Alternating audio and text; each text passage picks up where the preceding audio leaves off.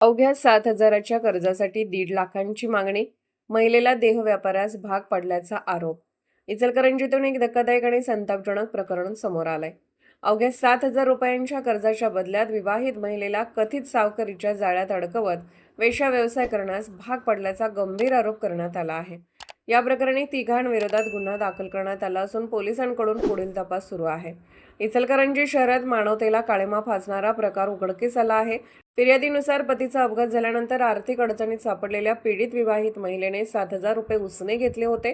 मात्र ही रक्कम वेळेत परत करूनही संशयिताकडून तब्बल 1.5 लाख रुपयांच्या व्याजासाठी तगादा लावण्यात आल्याचा आरोप आहे.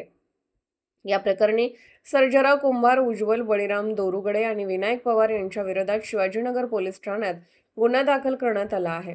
फिर्यादीनुसार कर्जाच्या दबावातून एका संशयिताने महिलेला हॉटेलमध्ये जबरदस्तीने कामास लावले, तसेच अपमानास्पद वागणूक देत ग्राहकांसोबत शारीरिक संबंध ठेवण्यास भाग पडल्याचा गंभीर आरोप करण्यात आलाय. तिसऱ्या संशयिताने ग्राहक पाठवून तसेच लॉजवर पाठवून संबंधित महिलेकडून वेश्या व्यवसाय करून घेत पैसे उकळल्याचा आरोप फिर्यादीत नमूद करण्यात आला आहे. संशयित महिलेने स्वतःचे घर कुंटणखाना म्हणून वापरण्यास दिल्याचा आरोपही करण्यात आला आहे.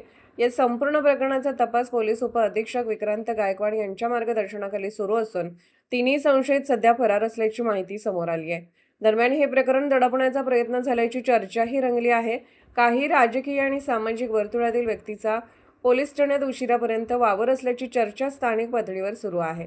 तसेच बंद खोलीतील चर्चेनंतर काही नावे गुन्ह्यातून वगळल्याची चर्चा आहे. मात्र याबाबत अधिकृत स्तरावर कोणतीही पुष्टी झालेली नाही. दरम्यान या गंभीर प्रकरणामुळे इचलकरंजीत खळबळ उडाली असून पीडितेला न्याय मिळणार का आणि फरार संशयितावर पोलीस काय करणार याकडे सर्वांचे लक्ष लागले आहे.